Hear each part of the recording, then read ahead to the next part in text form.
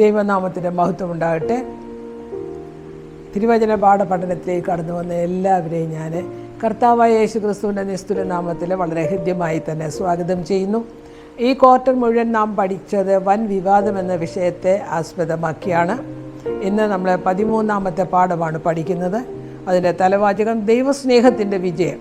മനപ്പാഠവാക്യം: സിംഹാസനത്തിൽ നിന്നൊരു മഹാശബ്ദം പറയുന്നതായി ഞാൻ കേട്ടത്, ഇതാ മനുഷ്യരോടുകൂടെ ദൈവത്തിൻ്റെ കൂടാരം, അവൻ അവരോടുകൂടെ വസിക്കും, അവർ അവൻ്റെ ജനമായിരിക്കും, ദൈവം താൻ അവരുടെ ദൈവമായി അവരോടുകൂടെ ഇരിക്കും, അവൻ അവരുടെ കണ്ണിൽ നിന്ന് കണ്ണുനീരെല്ലാം തുടച്ചു കളയും, ഇനിയും മരണമുണ്ടാകുകയില്ല, ദുഃഖവും മുറവിളിയും കഷ്ടതയും ഇനി ഉണ്ടാകുകയില്ല, ഒന്നാമത്തേത് കഴിഞ്ഞുപോയി, സിംഹാസനത്തിൽ ഇരിക്കുന്നവൻ ഇതാ ഞാൻ സകലവും പുതുതാക്കുന്നു എന്ന് അരുളി ചെയ്യുന്നു. വെളിപ്പാട് 21:3-4. നമുക്കൊരു വാക്ക് പ്രാർത്ഥിക്കാം.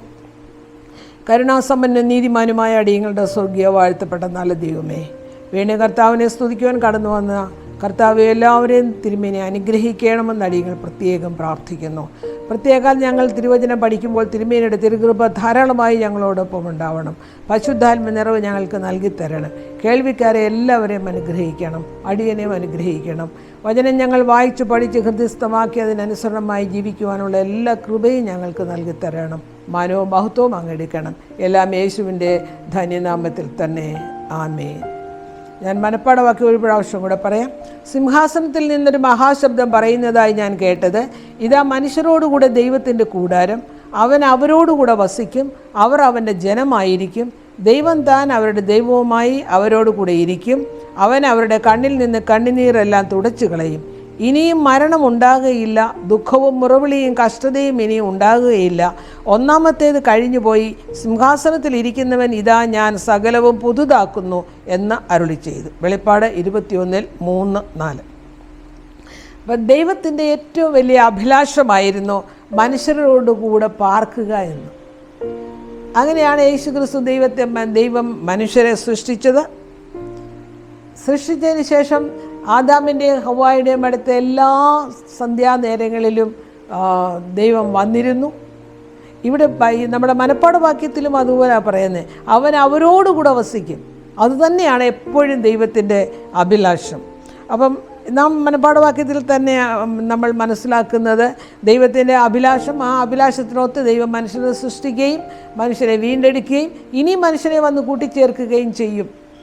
അങ്ങനെ നിത്യതയോളം നമ്മൾ അവനോടൊപ്പം വസിക്കും. അപ്പം കണ്ണുനീർ തുടച്ചു കളയുമെന്ന് പറയുന്നത്, ദൈവം താൻ അവരുടെ ദൈവമായി അവരോടുകൂടി ഇരിക്കും, അവൻ അവരുടെ കണ്ണിൽ നിന്ന് കണ്ണുനീരെല്ലാം തുടച്ചു കളയും. എന്താണ് കണ്ണുനീർ തുടച്ചു കളയുക? എന്തിനാണ്? എവിടെ നിന്നാണ് ഈ കണ്ണുനീര്? അപ്പോൾ ഈ കണ്ണുനീരിന് കാരണക്കാരനായ പിശാചിനെ, അവൻ്റെ കൂട്ടരെയും തീപ്പൊയ്കയിൽ തള്ളിയിട്ട് കഴിഞ്ഞിരിക്കുന്നത് കൊണ്ട് എല്ലാ കണ്ണുനീരും തുടയ്ക്കപ്പെട്ടിരിക്കുന്നു. അതിനാൽ പുതിയ യെരൂശലേം, എല്ലാ കണ്ണുനീരെല്ലാം തുടയ്ക്കപ്പെട്ട് പുതിയ യെരൂശലേം, ആ പുതിയ യെരൂശലേമിൻ്റെ ആ നഗരത്തിൻ്റെ നിസ്തുലത നമ്മുടെ ഹൃദയത്തിൽ എന്നും ഉണ്ടാകട്ടെ, അത് നിറഞ്ഞു നിൽക്കട്ടെ.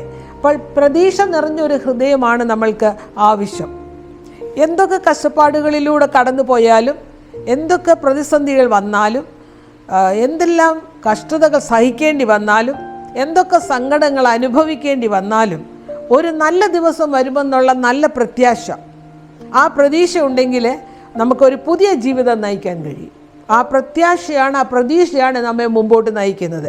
1933 മുതൽ 1945 വരെ അമേരിക്കയുടെ പ്രസിഡൻ്റായിരുന്ന ഫ്രാങ്ക്ലിൻ റൂസ്വെൽറ്റ്, അദ്ദേഹത്തിൻ്റെ ഭരണകാലമായിരുന്നു അമേരിക്കൻ ചരിത്രത്തിലെ ഏറ്റവും വൈഷമ്യമേറിയ കാലഘട്ടം. കാരണം 2 ലോക മഹായുദ്ധങ്ങളിലും ഈ പ്രസിഡന്റ് റൂസ്വെൽറ്റ് ഉണ്ടായിരുന്നു. അദ്ദേഹം ഇപ്രകാരം ഒരിക്കൽ എഴുതി, ചക്രവാളത്തിനപ്പുറം ഒരു മെച്ചപ്പെട്ട ജീവിതമുണ്ട്, മെച്ചപ്പെട്ട ഒരു ലോകവുമുണ്ട് എന്ന പ്രത്യാശ ഞങ്ങൾ മുറുകെ പിടിച്ചിരിക്കുന്നു. അപ്പോൾ ഫ്രാങ്ക്ലിൻ റൂസ്വെൽറ്റിൻ്റെ വാക്കുകളിലാണ് ഞാനിപ്പോൾ പറഞ്ഞത്.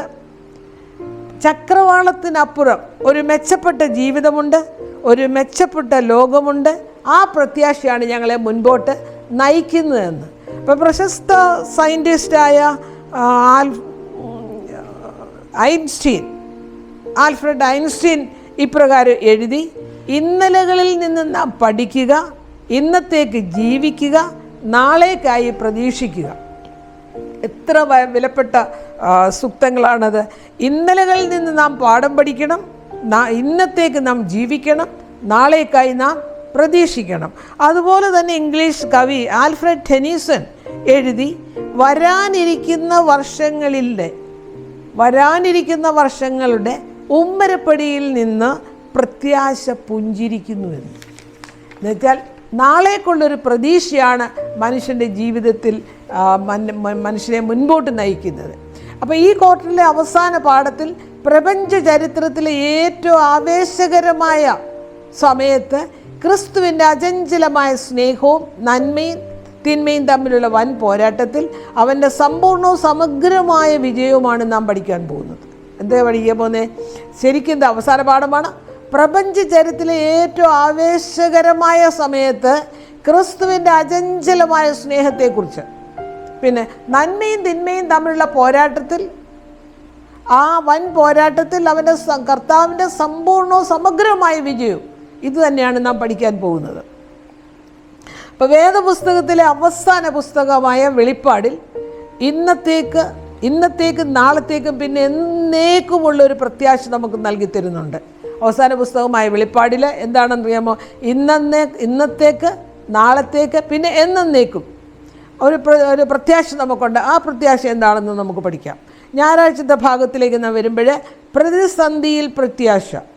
വെളിപ്പാട് 22:11-12 അനീതി ചെയ്യുന്നവൻ ഇനിയും അനീതി ചെയ്യട്ടെ, അഴുക്കുള്ളവൻ ഇനിയും അഴുക്കാടട്ടെ, നീതിമാൻ ഇനിയും നീതി ചെയ്യട്ടെ, വിശുദ്ധൻ ഇനിയും തന്നെ വിശുദ്ധീകരിക്കട്ടെ. ഇതാ ഞാൻ വേഗം വരുന്നു, ഓരോരുത്തരും അവനവൻ്റെ പ്രവൃത്തിക്ക് തക്കവണ്ണം കൊടുപ്പാൻ പ്രതിഫലം എൻ്റെ പക്കലുണ്ട്. അപ്പോൾ അനീതി ചെയ്യുന്നവൻ അവസാനമായി, അനീതി ചെയ്യുന്നവൻ ഇനി അനീതി ചെയ്യട്ടെ, അഴുക്കുള്ളവൻ ഇനി അഴുക്കാടട്ടെ, നീതിമാൻ ഇനി നീതി ചെയ്യട്ടെ. ഇതാ ഞാൻ വേഗം വരുന്നു, എൻ്റെ പക്കൽ എന്തുണ്ടെന്നറിയാമോ? ഓരോരുത്തന് അവനവൻ്റെ പ്രവൃത്തിക്ക് തക്കവണ്ണം കൊടുക്കുവാൻ പ്രതിഫലം എൻ്റെ പക്കലുണ്ട്. അപ്പോൾ എന്തിനാണ് കർത്താവായ യേശുക്രിസ്തു വരുന്നത്? ഓരോരുത്തന് അവനവൻ്റെ പ്രതിഫലം കൊടുക്കുന്നതിന് വേണ്ടി.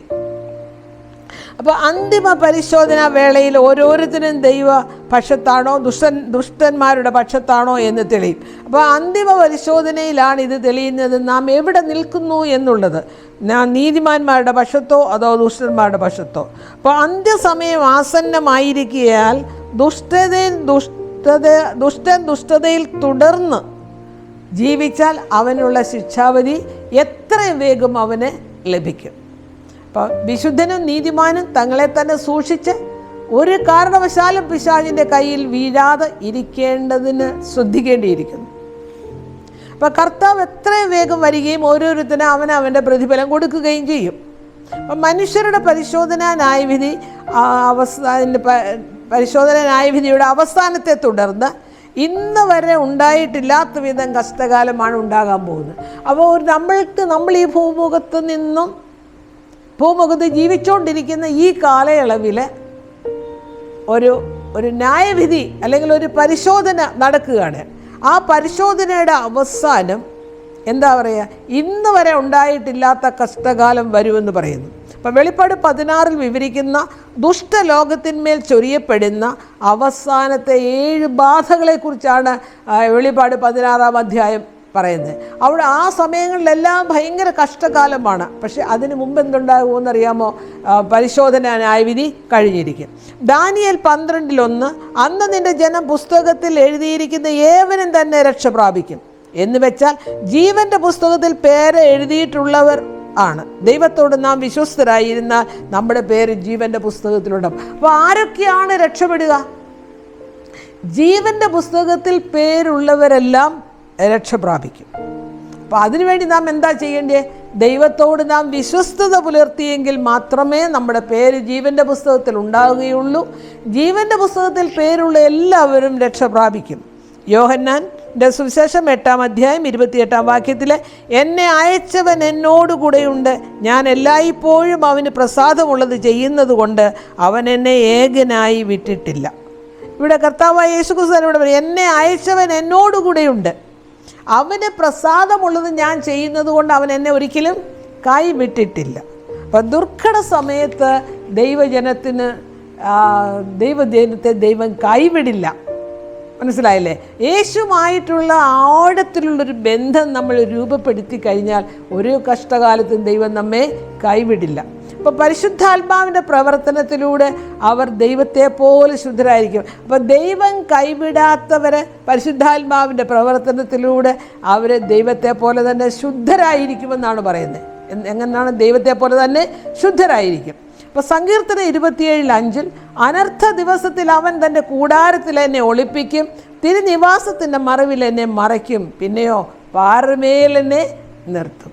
എത്ര സുന്ദരമായ വാഗ്ദത്തം! വേറെന്ത് പ്രത്യാശയാണ് നമുക്ക് വേണ്ടത്? അപ്പം നമ്മുടെ ജീവിതത്തിൽ അനർത്ഥ ദിവസത്തിൽ അവൻ തൻ്റെ കൂടാരത്തിൽ എന്നെ ഒളിപ്പിക്കും, പിന്നെയോ തിരുനിവാസത്തിൻ്റെ മറവിൽ എന്നെ മറയ്ക്കും, പാറമേൽ എന്നെ നിർത്തും. ഈ നല്ല പ്രത്യാശയിൽ ഒരു ക്രിസ്ത്യാനിക്ക് ജീവിക്കുവാൻ ഒരു ബുദ്ധിമുട്ടുമില്ല.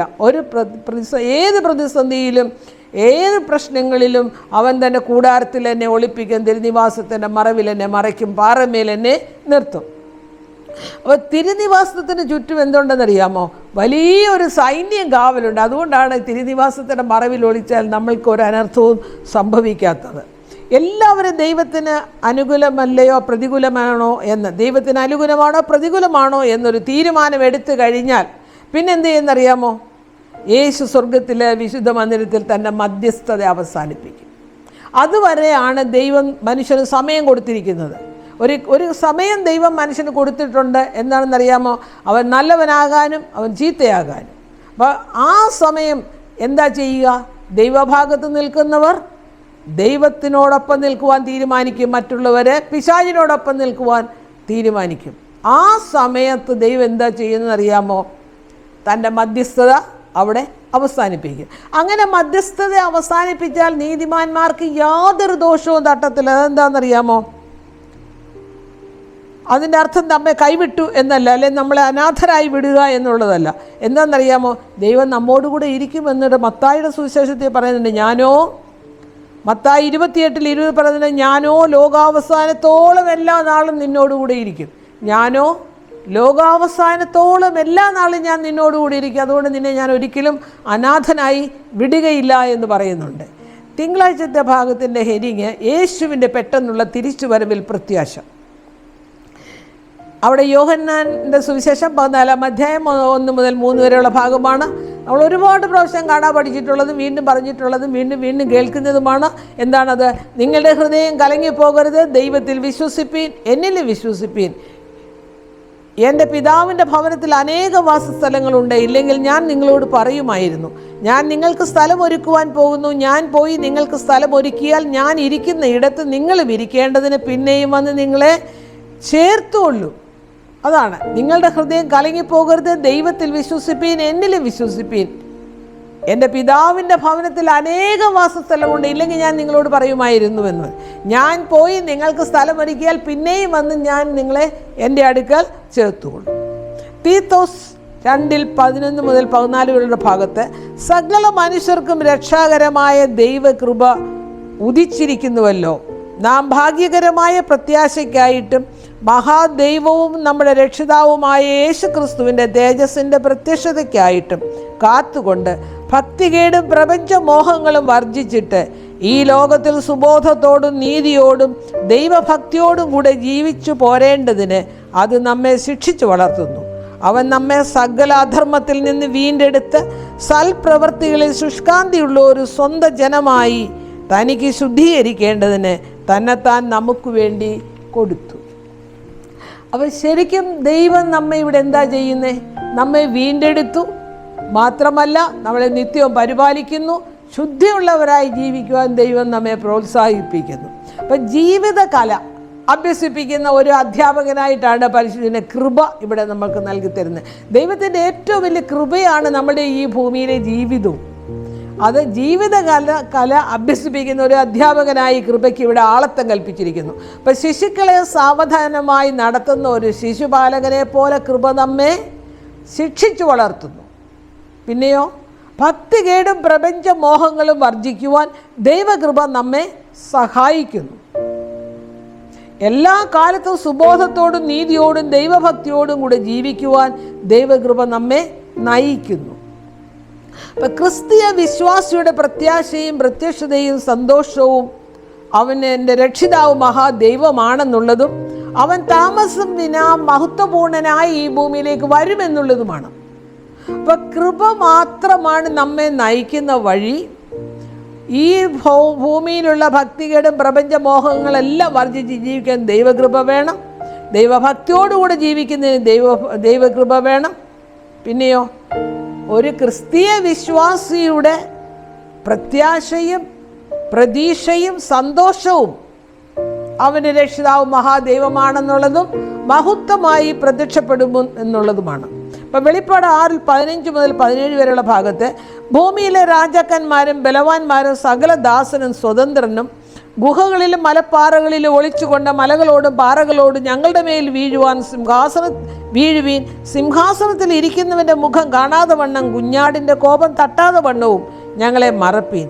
അവൻ്റെ മഹാകോപ ദിവസം വന്നു ആർക്ക് നിൽപ്പാൻ കഴിയുമെന്ന് പറഞ്ഞു. അപ്പം ഇവിടെ എന്താ നാം കേൾക്കുന്നത്? അതിനൊരു വിപരീതമായൊരു ഭാഗമാണ്. കൃപയിൽ നടക്കുന്ന ഒരു മനുഷ്യൻ എന്തായി ദൈവത്തിൻ്റെ മഹത്വ പ്രത്യക്ഷ കാണാൻ ഒരുങ്ങിയിരിക്കുന്നു. എന്നാൽ ഭൂമിയിലെ രാജാക്കന്മാരും ബലവാന്മാരും സകല ദാസനും സ്വതന്ത്രനും എല്ലാവരും അവർ കർത്താവിൻ്റെ മഹത്വ പ്രത്യക്ഷതയിൽ ആ പ്രഭയിൽ അവന് നിൽക്കുവാൻ കഴിയാത്തതുകൊണ്ട് മലകളോടും പാറകളോടും ഞങ്ങളുടെ മേൽ വീഴുവീൻ, സിംഹാസനത്തിൽ ഇരിക്കുന്നവൻ്റെ മുഖം കാണാതെ വണ്ണവും കുഞ്ഞാടിൻ്റെ കോപം തട്ടാതെ വണ്ണവും ഞങ്ങളുടെ മേൽ മറയ്ക്കുവീൻ എന്ന് പറയുന്നു.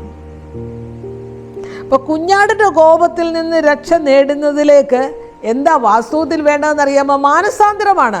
അതിന് പകരം നിർജീവങ്ങളായ മലകളോടും കുന്നുകളോടും ഒക്കെ പറയുന്ന അവരെ ആ പ്രഭ കാണാതെ വണ്ണം ഞങ്ങളെ മറയ്ക്കുവാനാണ് പറയുന്നത്. അപ്പം നീതിമാൻ എന്താ ചെയ്യുന്നത്? കൃപയുടെ അത്ഭുതകരമായ കരുതലുകൾ സ്വീകരിക്കുമ്പോൾ, ഒരു നീതിമാനെ കൃപയുടെ അത്ഭുതകരമായ കരുതലുകൾ സ്വീകരിക്കുമ്പോൾ ദുഷ്ടൻ പാപത്തിൻ്റെ ഭീകരമായ അനന്തരഫലങ്ങൾ അനുഭവിക്കുന്നു. എന്തൊരു വ്യത്യാസമാണെന്ന് നോക്കൂ. നീതിമാൻ കൃപയുടെ അത്ഭുതകരമായ കരുതലുകൾ ഏൽക്കുമ്പോൾ ദുഷ്ടൻ പാപത്തിൻ്റെ ഭീകരമായ അനന്തരഫലങ്ങളെ അനുഭവിക്കുന്നു. അപ്പം ദൈവത്തിനെതിരായ മത്സരം അത് ഒരു മനുഷ്യനിൽ ഭയം, കുറ്റബോധം, ശിക്ഷാവിധി, ഒടുവിൽ ശാശ്വതമായ നഷ്ടം എന്നിവയിലേക്ക് അവനെ നയിക്കുന്നു. അപ്പോൾ ദൈവത്തിനെതിരായ ഒരു മത്സരം വേണ്ട. ആ മത്സരമാണ് സ്വർഗത്തിൽ ഉണ്ടായത്. അതാണ് നാം വൻ വിവാദമായി നാം പഠിക്കുന്നത്. അപ്പോൾ അങ്ങനെ മത്സരിക്കുന്ന ഒരാൾക്ക് ഭയമുണ്ടാകും, കുറ്റബോധമുണ്ടാകും, ശിക്ഷാവിധി ഉണ്ടാകും. ഒരു ശാശ്വതമായ നഷ്ടമാണ് ഉണ്ടാകുന്നത്. ദൈവത്തിനെതിരായ മത്സരം, ആ മത്സരം നാം ഉപേക്ഷിക്കേണ്ടിയിരിക്കുന്നു. അപ്പം ദൈവത്തിൻ്റെ രക്ഷാകര കൃപയോടുള്ള നമ്മുടെ പ്രതികരണം പാപമോചനത്തിലേക്കും സമാധാനത്തിലേക്കും കർത്താവായ യേശുക്രിസ്തുവിൻ്റെ മഹത്തായ രണ്ടാം വരവിൻ്റെ നിത്യമായ സന്തോഷത്തിലേക്കും നമ്മെ നയിക്കുന്നു. അപ്പം ദൈവത്തിൻ്റെ രക്ഷാകരമായ കൃപയാണ് എന്തെന്നറിയാമോ? നമ്മെ പാപമോചനത്തിലേക്കും കർത്താവായ യേശുക്രിസ്തുവിൻ്റെ മഹത്തായ രണ്ടാം വരവിൻ്റെ നിത്യമായ സന്തോഷത്തിലേക്കും നമ്മെ നയിക്കുന്നത്. വെളിപ്പാട് 15:3-4 അവർ ദൈവത്തിൻ്റെ ദാസനായ മോശയുടെ പാട്ടും കുഞ്ഞാടിൻ്റെ പാട്ടും പാടി ചൊല്ലിയത്, സർവശക്തിയുള്ള ദൈവമായ കർത്താവേ, നിന്റെ പ്രവൃത്തികൾ വലിയതും അത്ഭുതവുമായവ. സർവ്വജാതികളുടെയും രാജാവേ, നിന്റെ വഴികൾ നീതിയും സത്യവുമുള്ളവ. കർത്താവേ, ആറ് നിന്റെ നാമത്തെ ഭയപ്പെടാതെയും മഹത്വപ്പെടുത്താതെയും ഇരിക്കും. നീയല്ലോ ഏക പരിശുദ്ധൻ. നിന്റെ ന്യായവിധികൾ വിളങ്ങി വന്നതിനാൽ സകല ജാതികളും വന്ന് തിരുസന്നിധിയിൽ നമസ്കരിക്കും. ഇവിടെ നാം എന്താണ് കാണുന്നത്? ഇവിടെ ഒരു ആരാധനയാണ് നാം കാണുന്നത്. അവർ ദൈവത്തിൻ്റെ ദാസനായ മോശയുടെ പാട്ടും കുഞ്ഞാടിൻ്റെ പാട്ടും പാടി ചൊല്ലിയത്, സർവശക്തിയുള്ള ദൈവമായ കർത്താവേ, നിന്റെ പ്രവൃത്തികൾ എത്ര അത്ഭുതകരമായിരിക്കുന്നു. ഇവിടെ ശരിക്കും സ്തുതികളും സ്തോത്രങ്ങളുമാണ് അർപ്പിക്കുന്നത്. എവിടെയാണ് നാം സ്തോത്രം പറയുന്നത്? ദൈവം ചെയ്ത ഒരു നന്മ നാം അനുഭവിക്കുമ്പോൾ നാം സ്തോത്രം പറയുകയും കർത്താവായ യേശുക്രിസ്തുവിൻ്റെ നാമത്തെ നാം പുകഴ്ത്തുമ്പോൾ നാം ആ നാമത്തിന് സ്തുതി അർപ്പിക്കുകയും ചെയ്യുന്നുണ്ട്. കർത്താവിൻ്റെ അവദാനങ്ങൾ വർണ്ണിക്കുമ്പോൾ നാം സ്തുതി അർപ്പിക്കുന്നു. ദൈവം ചെയ്ത നന്മകൾ അനുഭവിക്കുമ്പോൾ നാം സ്തോത്രം പറയുന്നു. അപ്പം ദൈവത്തിൻ്റെ വഴികൾ സത്യവും നീതിയും ഉള്ളതാണ്. ദൈവത്തെ പോലെ പരിശുദ്ധൻ ആരുമില്ല. ക്രിസ്തുവിൻ്റെ കുരിശെന്ന് പറയുന്നത് നിത്യതയിൽ വീണ്ടെടുക്കപ്പെട്ടവരുടെ ശാസ്ത്രവും സംഗീതവുമാണെന്ന് പറയുന്നുണ്ട്. കർത്താവായ യേശു ക്രിസ്തു ക്രൂശിൽ യാഗമായി അതിൻ്റെ ഓർമ്മപ്പെടുത്തൽ. ആ കുരിശെന്ന് പറയുന്നത് നിത്യതയിൽ വീണ്ടെടുക്കപ്പെട്ടവരുടെ ശാസ്ത്രമാണ്, അവരുടെ സംഗീതമാണ്. അപ്പം മഹത്വീകരിക്കപ്പെട്ട കർത്താവായ യേശു ക്രിസ്തു ഇനിയും ഭൂമിയിൽ കർത്താവ് വരുമ്പോൾ അതിന് മഹത്വീകരിക്കപ്പെട്ട ഒരു കർത്താവായ യേശു ക്രിസ്തുവാണ് വരുന്നത്. ആ ക്രിസ്തു വരുമ്പോൾ നാം എന്ത് കാണുന്നതെന്നറിയാമോ? ഞാൻ തന്നെ ആദ്യമായിട്ടാണ് അത് കേൾക്കുന്നത്. അങ്ങനെ മഹത്വീകരിക്കപ്പെട്ട് വരുന്ന ഒരു ക്രിസ്തുവിൽ ക്രൂശിക്കപ്പെട്ട യേശുവിനെ കാണാൻ കഴിയുമെന്നാണ് പറയുന്നത്. ക്രൂശിക്കപ്പെട്ട ക്രിസ്തുവിനെ കാണാൻ കഴിയും. അപ്പം ചൊവ്വാഴ്ചത്തെ ഭാഗം സഹസ്രാബ്ദം ഭൂമിയിൽ. സഹസ്രാബ്ദം എന്ന് പറഞ്ഞാൽ 1000 ആണ്ട് വാഴ്ച. കർത്താവായ യേശു ക്രിസ്തുവിൻ്റെ രണ്ടാം വരവിൻ്റെയും ദുഷ്ടന്മാരുടെ നാശത്തിൻ്റെയും നാടകീയമായ ഒരു ചിത്രീകരണത്തോടെയാണ് വെളിപ്പാട് 19-ാം അധ്യായം അവസാനിക്കുന്നത്. അവിടെ കർത്താവ് യേശു ക്രിസ്തുവിൻ്റെ രണ്ടാം വരവുണ്ട്, ദുഷ്ടന്മാരുടെ നാശമുണ്ട്. അതെല്ലാം നന്നായി നാടകീയമായി തന്നെ ചിത്രീകരിച്ചിട്ടുണ്ട്. അപ്പോൾ സഹസ്രാബ്ദം എന്നറിയപ്പെടുന്ന 1000 വർഷം നീണ്ടു നിൽക്കുന്ന ഒരു കാലഘട്ടത്തിലേക്ക് വെളിപ്പാട് 20-ാം അധ്യായം നമ്മളെ കൊണ്ടെത്തിക്കുന്നു. വെളിപ്പാട് 20-ൽ 1 മുതൽ 3 വരെ. അനന്തരം ഒരു ദൂതൻ അഗാധത്തിൻ്റെ താക്കോലും ഒരു വലിയ ചങ്ങലയും കയ്യിൽ പിടിച്ചുകൊണ്ട് സ്വർഗത്തിൽ നിന്ന് ഇറങ്ങുന്നത് ഞാൻ കണ്ടു. അവൻ പിശാചും സാത്താനും എന്നു പേരുള്ള പഴയ പാമ്പായ മഹാസർപ്പത്തെ പിടിച്ച് 1000 ആണ്ടേക്ക് ചങ്ങലയിട്ടു. 1000 ആണ്ട് കഴിവോളം ജാതികളെ വഞ്ചിക്കാതിരിപ്പാൻ അവനെ അഗാധത്തിൽ തള്ളിയിട്ടു, അടച്ചുപൂട്ടുകയും ചെയ്തു. മീതെ മുദ്ര വെച്ചു. അതിനുശേഷം അല്പകാലത്തേക്ക് അവനെ അഴിച്ചു വിടേണ്ടതാകുന്നു. അപ്പോൾ ഇവിടെ കാണുന്ന അനന്തരം ഒരു ദൂതൻ അഗാധത്തിൻ്റെ താക്കോലും പിടിച്ചിട്ട് ഒരു വലിയ ചങ്ങലയും കയ്യിൽ പിടിച്ചുകൊണ്ട് സാത്താനെ പൂട്ടിയിട്ടു എന്ന് പറയുന്നുണ്ട്. എന്തിനാണ്? ജാതികളെ വഞ്ചിക്കാതിരിപ്പാൻ അവനെ അഗാധത്തിൽ തള്ളിയിട്ട് അടച്ചുപൂട്ടുകയും ചെയ്തു. പിന്നെ അതിൻ്റെ മേൽ മുദ്രയിടുകയും ചെയ്തു. അതിനുശേഷം കുറേ കഴിയുമ്പോൾ അല്പകാലത്തേക്ക് അഴിച്ചുവിടേണ്ടതാണ്. വെളിപ്പാട് 20-ൽ 1 മുതൽ 3 ഈ ചിത്രീകരണം പ്രതീകാത്മകമാണ്. വാസ്തവത്തിൽ സാത്താനെ ഒരു ചങ്ങല കൊണ്ട് ബന്ധിക്കപ്പെടുന്നേ ഇല്ല, ഒരു കുഴിയിൽ പൂട്ടപ്പെട്ടിട്ടുമില്ല. എന്താണ് പിന്നെ അതിൻ്റെ അർത്ഥം? പിന്നെ എന്താണ് ഇത് അർത്ഥമാക്കുന്നത്? വിശുദ്ധന്മാർ ദൈവത്തോടൊപ്പം സ്വർഗത്തിലും ദുഷ്ടന്മാർ മരിക്കുകയും ചെയ്യുമ്പോൾ ഈ ഭൂമി വിജനമായി തീരുന്നുണ്ട്. അവിടെ വേറെ ആരുമില്ല. ആരെയും പരീക്ഷിക്കുവാനോ അവരെ തെറ്റിക്കുവാനോ വേറെ ഈ ഭൂമിയിൽ ആരുമില്ല. അവൻ തന്നെ സൃഷ്ടിച്ചൊരു സാഹചര്യങ്ങളാൽ അവൻ ബന്ധിക്കപ്പെട്ടിരിക്കുന്നു എന്നാണ് പറയുന്നത്. അല്ല ചങ്ങലയിട്ട് പൂട്ടിയിട്ടില്ല. അത് വളരെ പ്രതീകാത്മകമായി പറഞ്ഞതാണ്. സാത്താനെയും അവൻ്റെ ദൂതന്മാരെയും അന്ധതമസിൻ്റെ ചങ്ങലക്കിട്ട് നരകത്തിലാക്കി ന്യായവിധിക്കായി കാപ്പാൻ ഏൽപ്പിച്ചിരിക്കുന്നു. അപ്പോൾ സാഹചര്യങ്ങളുടെ ഒരു ശൃംഖലയാൽ പ്രലോഭിപ്പിക്കാൻ ആരുമില്ലാതെ സാത്താൻ ഈ ഭൂമിയിൽ ഒതുങ്ങിപ്പോയതാണ് ഈ സംഭവം. അഗാധമായ പ്ലേസിലിട്ടെന്നാണ് പറയുന്നത്. കഴിവോളം അഗാധത്തിൽ അവനെ തള്ളിയിട്ടു. അഗാധം എന്ന് പറയുന്നത് എന്താണെന്നറിയാമോ? അതിന് അടിത്തട്ടില്ലാത്ത ഒരു കുഴിക്കാണ് അഗാധം എന്ന് പറയുന്നത്. അത് നമുക്ക് ചിന്തിക്കാൻ കഴിയുന്നതിനപ്പുറമാണ്. അടിത്തട്ടില്ലെങ്കിൽ പിന്നെ ഈ അഗാധം എന്ന് പറയുന്ന കുഴിയുടെ ആഴം എത്രയോ, അത് ഒരിക്കലും നമുക്ക് അളർന്നു തീർക്കാൻ കഴിയാത്തല്ല. പിശാചിനെ അങ്ങനെ തന്നെ കൊണ്ടിടുമെന്നാണ് പറയുന്നത്. അവനൊന്നും പ്രവർത്തിക്കാനില്ലാത്ത ഒരവസ്ഥ. സാത്താൻ്റെ പാപത്തിൻ്റെയും നാശത്തിൻ്റെയും പ്രവൃത്തി രണ്ടാം വരവിന് മുമ്പുള്ള ഭയാനകമായ അരാജകത്വങ്ങൾക്കൊപ്പം ഭൂമിയെ വീണ്ടും ഇരുളിലേക്ക് കൊണ്ടുവന്നു. അത് ശൂന്യതയിലേക്ക് തള്ളിയിട്ടു. അപ്പോൾ കർത്താവായ യേശു ക്രിസ്തുവിൻ്റെ വരവിന് തൊട്ട് മുമ്പുള്ള ആ സമയം എന്ന് പറയുന്നത് പാപത്തിൻ്റെ നാശത്തിൻ്റെയും പ്രവൃത്തി രണ്ടാം വരവിന് മുമ്പുള്ള ഭയാനകമായ അരാജകത്വങ്ങൾക്കൊപ്പം ഭൂമിയെ വീണ്ടും ഇരുളിലേക്ക് തള്ളിയിട്ടു എന്നാണ് പറയുന്നത്. ഇരമ്യാവ് 4:23 മുതൽ 26 വരെയുള്ള ഭാഗത്ത്, ഞാൻ ഭൂമിയെ നോക്കി അതിനെ പാഴ്ശൂന്യമായി കണ്ടു. ഞാൻ ആകാശത്തെ നോക്കി അതിന് പ്രകാശമില്ലാതിരുന്നു. ഞാൻ പർവ്വതങ്ങളെ നോക്കി അവ വിറയ്ക്കുന്നത് കണ്ടു. കുന്നുകളെല്ലാം ആടിക്കൊണ്ടിരുന്നു. ഞാൻ നോക്കി ഒരു മനുഷ്യനെയും കണ്ടില്ല. ആകാശത്തിലെ പക്ഷികളൊക്കെയും പറന്നു പോയിരുന്നു. ഞാൻ നോക്കി ഉദ്യാനം മരുഭൂമിയായി തീർന്നിരിക്കുന്നത് കണ്ടു. അവയിലെ പട്ടണങ്ങളൊക്കെയും യഹോവയാൽ അവൻ്റെ ഉഗ്രകോപം നിമിത്തവും ഇടിഞ്ഞുപോയിരുന്നു.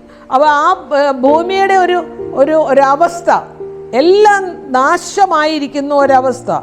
കാരണം എന്താ? ജനങ്ങളുടെ പാപത്തിൻ്റെ പരിണിത ഫലമായി ദൈവം മനോഹരമായ സൃഷ്ടിച്ച ഈ ഭൂമിയെ പാഴും ശൂന്യവുമായി തീർന്നതായി പ്രവാചകൻ പറയുന്നു. അപ്പോൾ എത്രയോ മനോഹരമായി, ഏദൻ പർദീസ എന്നൊക്കെ പറഞ്ഞ് എത്രയോ മനോഹരമായ ശബ്ദം തന്നെയാണ് നമ്മൾക്ക് കേൾക്കാൻ. അത് പാപത്തിൻ്റെ അനന്തരഫലമായി അത് പാഴും ശൂന്യവുമായി തീർന്നു എന്ന് പറയുന്നു. അപ്പം ക്രിസ്തുവിൻ്റെ രണ്ടാം വരവിലെ വിനാശകരമായ നാശത്തെ ഇവിടെ പ്രവാചകൻ പ്രഖ്യാപിക്കുന്നു. അപ്പം ഞാനിപ്പം മുമ്പ് വായിച്ചത് കർത്താവായ യേശു ക്രിസ്തുവിൻ്റെ വരവിന്, ക്രിസ്തുവിൻ്റെ രണ്ടാം വരവിലുള്ള ആ വിനാശകരമായ നാശം, ഈ 1000 വർഷം കാലയളവിൽ ആരും ഭൂമിയിൽ ജീവിക്കുന്നില്ല. ഈ 1000 വർഷം ദുഷ്ടന്മാരെല്ലാം മരിച്ചിരുന്നു, നീതിമാന്മാരെല്ലാം കർത്താവിനോടുകൂടെ സ്വർഗത്തിൽ 1000 ആണ്ട് വാഴുവാനായിപ്പോയി. ആരും ഈ ഭൂമിയില്ല. സാത്താനും അവൻ്റെ ദുഷ്ടദൂതന്മാരും മാത്രമേ അവിടെ ഉള്ളൂ. അവനപ്പോൾ എന്താ ചിന്തിക്കുന്നത്? അവൻ വരുത്തി വെച്ച നാശവും കലാപവും ഒക്കെ മാത്രമേ അവന് ചിന്തിക്കാനും പ്രവർത്തിക്കാനും ഉള്ളൂ, വേറെ ഒന്നുമില്ല. അപ്പം പാപത്തിൻ്റെ ശമ്പളം മരണമാണെന്ന് ആദ്യമായി പ്രപഞ്ചം മുഴുവനും തിരിച്ചറിയുന്നു. പാപത്തിൻ്റെ ശമ്പളം മരണം. അവിടെ ആരുമില്ല, എല്ലാവരും മരിച്ചുപോയി, ബാക്കി നീതിമാന്മാർ സ്വർഗത്തിലും. അപ്പം പാപത്തിൻ്റെ പ്രശ്നം ഒരിക്കലും തിരിച്ചു വരാതെ വേണം ദൈവം അതിനെ കൈകാര്യം ചെയ്യും. ദൈവം ഇത് ചെയ്യുന്നതിന് 3 വഴികളുണ്ട്. ഈ പാപം പരിപൂർണമായി ഈ ഭൂമത്തിൽ നിന്നും അങ്ങ് തുടച്ചു നീക്കുന്നതിന് 3 വഴികളുണ്ട്. ഒന്ന്, ദൈവത്തിൻ്റെ അതിര് കവിഞ്ഞ സ്നേഹമാണ്. കർത്താവായ യേശു ക്രിസ്തുവിൻ്റെ അതിര് കവിഞ്ഞ, അല്ലെങ്കിൽ ഒടുങ്ങാത്ത ആഗ്രഹവും സ്നേഹവും, സമസ്ത മനുഷ്യരാശിയെ രക്ഷിക്കാനുള്ള കർത്താവിൻ്റെ ആശ്രാന്ത പരിശ്രമവുമാണ് ഒന്നാമത്തെ വഴി. രണ്ടാമത്തേതായി ദൈവം തന്നെ നീതിയും ന്യായവും ലാവണ്യവും വെളിപ്പെടുത്തുന്നു. അപ്പോൾ കർത്താവായ യേശു ക്രിസ്തുവിൻ്റെ വരവിങ്കൽ സംഭവിക്കുന്ന കർത്താവിൻ്റെ സ്നേഹം, ആ സമസ്ത മനുഷ്യരാശിയെ രക്ഷിക്കുവാനുള്ള കർത്താവിൻ്റെ ആഗ്രഹം, പിന്നെ പാപത്തിൻ്റെയും കലാപത്തിൻ്റെയും ആത്യന്തിക ഫലങ്ങൾ കാണുവാൻ ദൈവം പ്രപഞ്ചത്തെ അനുവദിക്കുന്നു. ഈ 3 വഴികളിലും കൂടി പാപം പരിപൂർണമായി നശിപ്പിക്കപ്പെടും. രണ്ടാമത് ദൈവം തൻ്റെ നീതിയും ന്യായവും ലാവണ്യവും വെളിപ്പെടുത്തും. മൂന്നാമതായി പാപത്തിൻ്റെയും കലാപത്തിൻ്റെയും ആത്യന്തിക ഫലങ്ങൾ കാണാൻ ദൈവം പ്രപഞ്ചത്തെ അനുവദിക്കുന്നു. അങ്ങനെയാണ് ഈ ഭൂമി പാഴ്ശൂന്യമായി കാണുന്നത്. ബുധനാഴ്ചത്തെ ഭാഗത്തിലേക്ക് സഹസ്രാബ്ദത്തിലെ ന്യായവിധി. വെളിപ്പാട് 20:4-6 വരെ. ഞാൻ ന്യായാസനങ്ങളെ കണ്ടു, അവയിൽ ഇരിക്കുന്നവർക്ക് ന്യായവിധിയുടെ അധികാരം കൊടുത്തു. യേശുവിൻ്റെ സാക്ഷ്യവും ദൈവവചനവും നിമിത്തം തല ഛേദിക്കപ്പെട്ടവരും മൃഗത്തെയോ അതിൻ്റെ പ്രതിമയെയോ നമസ്കരിക്കാത്തവരും നെറ്റിമേലും കൈമേലും അതിൻ്റെ മുദ്ര കൈക്കൊള്ളാത്തവരുടെ ആത്മാക്കളെയും ഞാൻ കണ്ടു. അവർ ജീവിച്ചു 1000 ആണ്ട് ക്രിസ്തുവിനോടുകൂടി വാണു. മരിച്ചവരിൽ ശേഷമുള്ള 1000 ആണ്ട് ശേഷമുള്ളവർ 1000 ആണ്ട് കഴിയുവോളം ജീവിച്ചില്ല. ഇത് ഒന്നാമത്തെ പുനരുത്ഥാനം. ഒന്നാമത്തെ പുനരുത്ഥാനത്തിൽ പങ്കുള്ളവർ ഭാഗ്യവാനും വിശുദ്ധനുമാകുന്നു. അവരുടെ മേൽ രണ്ടാം മരണത്തിന് അധികാരമില്ല. അവർ ദൈവത്തിൻ്റെയും ക്രിസ്തുവിൻ്റെയും പുരോഹിതന്മാരായി ക്രിസ്തുവിനോടുകൂടി 1000 ആണ്ട് വാഴും. നാം ഇത് മറ്റുള്ളവർ മനുഷ്യർ എന്തുകൊണ്ട് ഇത് പഠിക്കുന്നില്ല? ഇത്രമാത്രം സന്തോഷം അവർക്ക് അനുഭവിക്കാൻ കഴിയുന്നില്ല. ദൈവവചനം കൊണ്ട് തല ഛേദിക്കപ്പെട്ടവരും മറ്റുള്ള മൃഗത്തെയോ അതിൻ്റെ പ്രതിമയോ നമസ്കരിക്കാതിരുന്നവരെ, നെറ്റിമേലും കൈമേലും അതിൻ്റെ മുദ്ര ഏൽക്കാതിരുന്നവരെ, അവരുടെയൊക്കെ ആത്മാക്കളെ ഞാൻ കണ്ടു. അവർ ജീവിച്ചു 1000 ആണ്ട് കർത്താവിനോടുകൂടെ അവർ സ്വർഗത്തിൽ അവർ കഴിഞ്ഞു. അവരങ്ങനെ ജീവിക്കുമ്പോൾ ഈ മരിച്ചവരെല്ലാം ഉയർത്തെഴുന്നേറ്റു. അത് ഒന്നാമത്തെ പുനരുത്ഥാനം. ഒന്നാമത്തെ പുനരുത്ഥാനം അനുഭവിക്കുന്നവർ ഭാഗ്യവാന്മാരെന്ന് പറയുന്നു. രണ്ടാം മരണത്തിന് അവരുടെ മേൽ അധികാരമില്ല. അവർ ശരിക്കും ദൈവത്തിൻ്റെയും ക്രിസ്തുവിൻ്റെയും പുരോഹിതന്മാരായ ക്രിസ്തുവിനോടൊപ്പം വാഴുമെന്നാണ് പറയുന്നത്. സഹസ്രാബ്ദത്തിൽ നീതിമാന്മാർക്ക് ദൈവത്തിൻ്റെ നീതിയും സ്നേഹവും ദൈവം പാപപ്രശ്നത്തെ എങ്ങനെ കൈകാര്യം ചെയ്തുവെന്ന് നേരിട്ട് കാണാനുള്ള ഒരു അവസരമുണ്ട് അവിടെ. അപ്പോൾ സഹസ്രാബ്ദം അല്ലെങ്കിൽ 1000 ആണ്ട് വാഴ്ചയിൽ നീതിമാന്മാർക്ക് ദൈവത്തിൻ്റെ നീതിയും സ്നേഹവും മനസ്സിലാക്കാൻ പറ്റും. പാപത്തെ എങ്ങനെയാണ് ദൈവം കൈകാര്യം ചെയ്തതെന്നുള്ളത് അവർക്ക് മനസ്സിലാക്കുവാനും കഴിയും. വെളിപ്പാട് 20:7-9 വരെയുള്ള ഭാഗത്ത് 1000 ആണ്ട് കഴിയുമ്പോഴോ സാത്താനെ തടവിൽ നിന്ന് അഴിച്ചുവിടും. അവൻ ഭൂമിയുടെ 4 ദിക്കിലുമുള്ള ജാതികളായി സംഖ്യയിൽ കടൽപ്പുറത്തെ മണൽ പോലെയുള്ള ഗോഗ് മാഗോഗ് എന്നവരെ യുദ്ധത്തിനായി കൂട്ടിച്ചേർക്കേണ്ടതിനായി വശീകരിപ്പാൻ പുറപ്പെടും. അവർ ഭൂമിയിൽ പരക്കെ ചെന്ന് വിശുദ്ധന്മാരുടെ പാളയത്തെയും പ്രിയ നഗരത്തെയും വളയും. ഇവിടെ വളരെ വ്യക്തമായിട്ട് തന്നെ പറയുന്നു, 1000 ആണ്ട് കഴിയുമ്പോൾ സാത്താന് കുറെ കൂടെ ഫ്രീഡം കിട്ടും. എന്താണെന്നറിയാമോ? തടവിൽ നിന്ന് അഴിച്ചുവിടും. അവൻ ഭൂമിയുടെ 4 ദിക്കിലുമുള്ള ജാതികളായി സംഖ്യയിൽ കടൽപ്പുറത്തെ മണൽ പോലെയുള്ള ഗോഗ് മാഗോഗ് എന്നിവരെ യുദ്ധത്തിനായി കൂട്ടിച്ചേർക്കേണ്ടതിനായി വശീകരിപ്പാൻ പുറപ്പെടും. അപ്പോൾ സാധാരണ പ്രവർത്തിക്കാൻ ഇപ്പോൾ ഒരവസരം കിട്ടിയിട്ടുണ്ട്. അവർ ഭൂമിയിൽ പരക്കെ ചെന്ന് വിശുദ്ധന്മാരുടെ പാളയത്തെയും പ്രിയ നഗരത്തെയും വളയും. അപ്പോൾ എന്തുവാണ് ഈ മാഗോഗ്, ഗോഗ് മാഗോഗ്? നോഹയുടെ മകനായ യാഫേത്തിൻ്റെ മകനായ മാഗോഗ് കുടിയേറി പാർത്ത പ്രദേശമാണ് ഈ മാഗോഗ്. പാലസ്തീനിൻ്റെ വടക്കുള്ള പ്രദേശമാണ്. നോഹയുടെ കൊച്ചുമകനാണ് മാഗോഗ്. അവിടാണ് പാർത്തത്. അതാണ് മാഗോഗ് സ്ഥലം എന്ന് ജോസീഫസ് എന്ന യഹൂദ ചരിത്രകാരനും ഹെറോട്ടസ് എന്ന ഗ്രീക്ക് ചരിത്രകാരനും രേഖപ്പെടുത്തിയിരിക്കുന്നു ഗോഗ് മാഗോഗ് എന്താണെന്ന്. അപ്പോൾ മോശയുടെ കൊച്ചുമോൻ പാർത്ത സ്ഥലവും ആ ഏരിയയാണ്. ഗോഗ് എന്ന് പറയുന്നത് Russia, Iran, Ethiopia, Somalia, German, തുർക്കി എന്നിവിടങ്ങളാണ് എന്ന് പ്രസിദ്ധ എബ്രായ ശബ്ദകോശ നിർമ്മാതാവായ ജസീനിയനാണ് ഇത് പറയുന്നത്. അപ്പോൾ 1000 വർഷം സാത്താനെ പ്രലോഭിപ്പിക്കാനോ വഞ്ചിക്കാനോ ഇരകൾ ആരും ഉണ്ടായിരുന്നില്ല. അത് കഴിഞ്ഞിട്ട് സഹസ്രാബ്ദത്തിൻ്റെ അവസാനത്തിൽ ദുഷ്ടരായ മരിച്ചവർ ന്യായവിധിയെ അഭിമുഖീകരിക്കുവാനും അവരുടെ അന്തിമ പ്രതിഫലം സ്വീകരിക്കുവാനും അവർ ഉയർത്തെഴുന്നേൽക്കും. അതാണ് രണ്ടാമത്തെ ഉയർത്തെഴുന്നേൽപ്പ്.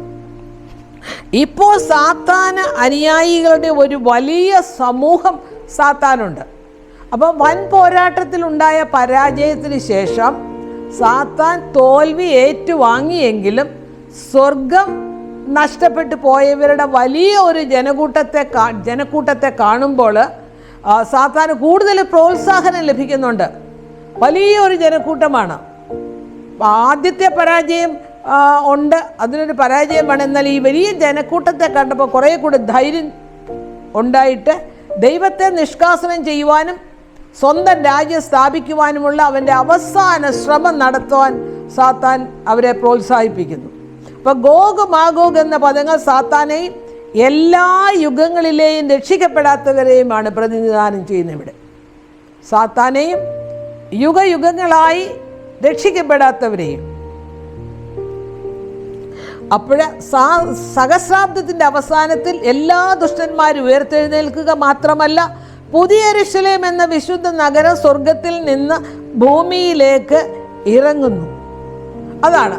അപ്പോൾ സഹസ്രാബ്ദത്തിൻ്റെ അവസാനം എല്ലാ വിശുദ്ധന്മാരും ഒത്ത് പുതിയ യെരൂശലേം ഈ ഭൂമിയിലേക്ക് വരുന്നു.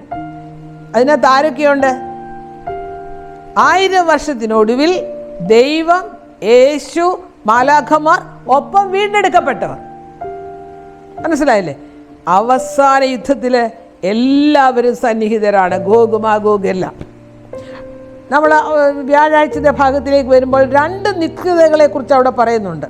2 കൊരിന്ത്യർ 5:10 അവനവൻ ശരീരത്തിലിരിക്കുമ്പോൾ ചെയ്ത നല്ലതെങ്കിലും തീയതാകിലും അതിന് തക്കവണ്ണം പ്രാപിക്കേണ്ടതിന് ദൈവം നാം എല്ലാവരും ക്രിസ്തുവിൻ്റെ ന്യായാസനത്തിൻ്റെ മുൻപാകെ വെളിപ്പെടേണ്ടതാകുന്നു.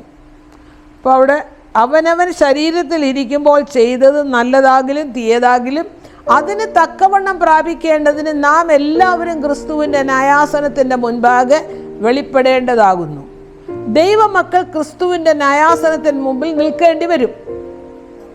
അപ്പോൾ വിശ്വാസിയുടെ പ്രവൃത്തി ശോധന ചെയ്യപ്പെടും.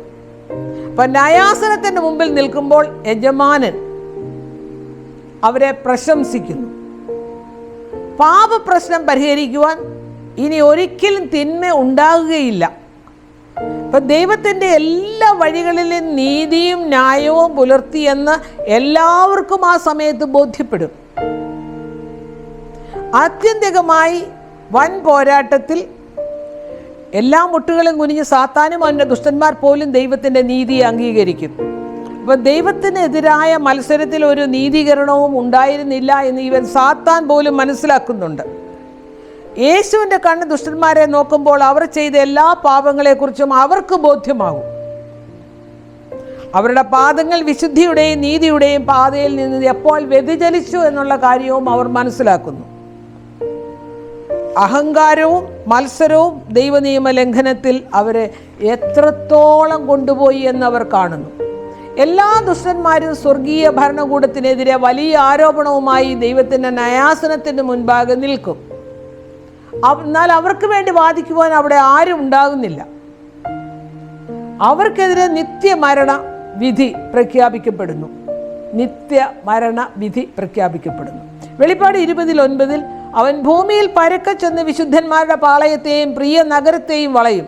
എന്നാൽ ആകാശത്തു നിന്ന് തീ ഇറങ്ങി അവരെ ദഹിപ്പിച്ചു കളയും. അവിടെ ഒരു യുദ്ധം നടക്കുന്നില്ല, പകരം അവർ ചെന്ന് വളയും. അവരെന്ത് ചെയ്യും? അവർ ഭൂമിയിൽ പരക്കെ ചെന്ന് വിശുദ്ധന്മാരുടെ പാളയത്തെയും പ്രിയ നഗരത്തെയും വളയും.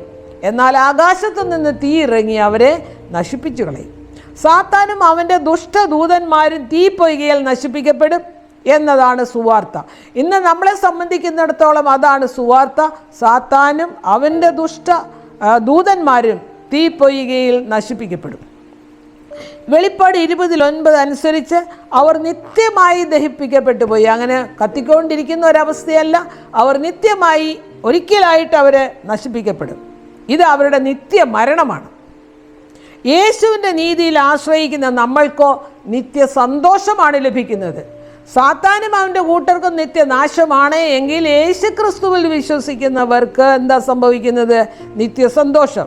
യേശുവിൻ്റെ നീതിയിൽ ആശ്രയിക്കുന്ന നമ്മൾക്ക് നിത്യസന്തോഷമാണ് ലഭിക്കുന്നത്.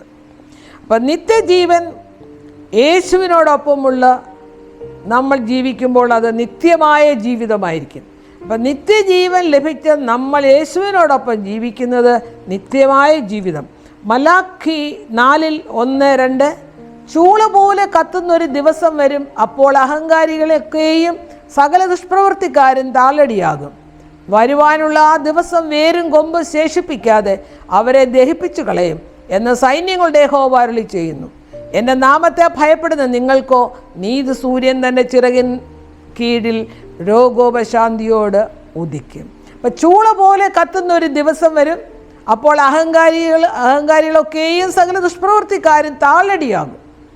വരുവാനുള്ള ആ ദിവസം വേരും കൊമ്പും ശേഷിപ്പിക്കാതെ അവരെ ദഹിപ്പിച്ചു കളയും എന്ന് സൈന്യങ്ങളുടെ യഹോവ അരുളി ചെയ്യുന്നുണ്ട്.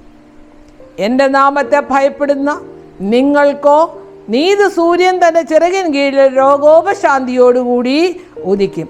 ഈ സൗഭാഗ്യം നമ്മൾക്കും ഉണ്ടാകട്ടെ എന്ന് ഞാൻ പ്രാർത്ഥിക്കുന്നു. ദൈവം നമ്മെ അനുഗ്രഹിക്കട്ടെ. ഒരു വാക്ക് പ്രാർത്ഥിക്കും. കരുണാസമ്പന്ന നീതിമാനുമായ അടിയങ്ങളുടെ സ്വർഗീയ വാഴ്ത്തപ്പെട്ട നല്ല ദൈവമേ, വീണ്ടും കർത്താവിനെ സ്തുതിക്കുവാൻ ഞങ്ങൾക്ക് ലഭിച്ചിരിക്കുന്ന ഈ നല്ല അവസരത്തിനായി അടിയങ്ങൾ നന്ദിയോടെ സ്തോത്രം. കർത്താവെ, ഈ ഭൂമിയിൽ നിന്ന് പാപം ആത്യന്തികമായി നീക്കിക്കളയുന്ന ഒരു ദിവസത്തിന് വേണ്ടി ഞങ്ങൾ കാത്തിരിക്കുന്നു. കർത്താവ് യേശുക്രിസ്തു തൻ്റെ മഹത്വത്തിൽ വരുമ്പോൾ പരിപൂർണമായി സാത്താനെയും ദുഷ്ടദൂതന്മാരെയും നശിപ്പിക്കുമെന്ന് ഞങ്ങളെ കേൾപ്പിച്ചു. അത് കാണുമ്പോൾ കർത്താവെ, ഞങ്ങൾക്കായി കർത്താവ് ഒരുക്കിയിരിക്കുന്ന സൗഭാഗ്യം, കർത്താവിനോടുകൂടെ നിത്യതയിൽ ജീവിക്കാമെന്നുള്ള ആ സൗഭാഗ്യം ഞങ്ങളുടേതാക്കി മാറ്റുവാൻ സ്വർഗം കനിയണമെന്ന് അടിയങ്ങൾ പ്രത്യേകം പ്രാർത്ഥിക്കുന്നു. വചനം കേട്ട എല്ലാ ദൈവമക്കളെ അനുഗ്രഹിക്കണമേ. അവിടുത്തെ മഹത്വത്തിനായി ജീവിക്കുവാൻ അടിയങ്ങളെ ഒരുക്കണമേ. കൃപയിലും കരുണയിലും അടിയങ്ങളെ കാക്കണം. മാനവും മഹത്വവും അങ്ങയുടെ തൊടുവിലങ്ങ് ആകാശമേഘങ്ങൾ വരുമ്പോൾ അങ്ങയുടെ മഹത്വ പ്രത്യക്ഷതയിൽ കണ്ടെത്തപ്പെടുവാൻ സഹായിക്കണമെന്ന് യേശുവിൻ്റെ ധന്യനാമത്തിൽ അപേക്ഷിക്കുമ്പോൾ കൃപയോടെ കേൾക്കണമേ. ആമേൻ.